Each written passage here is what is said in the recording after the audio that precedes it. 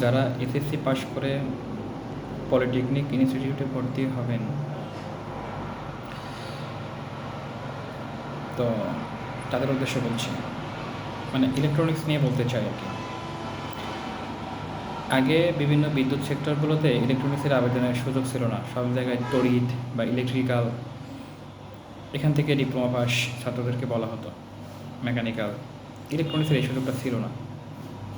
কিন্তু বর্তমান 2022 প্রবিধান থেকে যদি কোনো স্টুডেন্ট ইলেকট্রনিক্স টেকনোলজিতে ভর্তি হয়, সে কিন্তু ইলেকট্রনিক্স এবং ইলেকট্রিক্যাল উভয়েরই একটা সার্টিফিকেট পাবে, মানে দুটাই উল্লেখ থাকবে। এবং সর্বশেষ গেজেট অনুযায়ী ইলেকট্রনিক্স থেকে ডিপ্লোমা সম্পন্ন করা ছাত্রছাত্রীগণ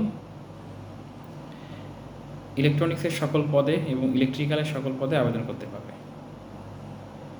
কিন্তু যারা ইলেকট্রিক্যালে পড়েছেন তারা শুধু ইলেকট্রিক্যালের পদগুলোতে আবেদন করতে পারবেন, ইলেকট্রনিক্সের যে স্পেসিফিক পোস্টগুলো আছে সেখানে তারা পারবে না। কিন্তু যে সকল ছাত্রছাত্রী ইলেকট্রনিক্সে ডিপ্লোমা ইঞ্জিনিয়ারিং সম্পূর্ণ করবেন, তারা ইলেকট্রিক্যাল এবং ইলেকট্রনিক্স উভয় পদে আবেদন করতে পারবেন। ধন্যবাদ সবাইকে।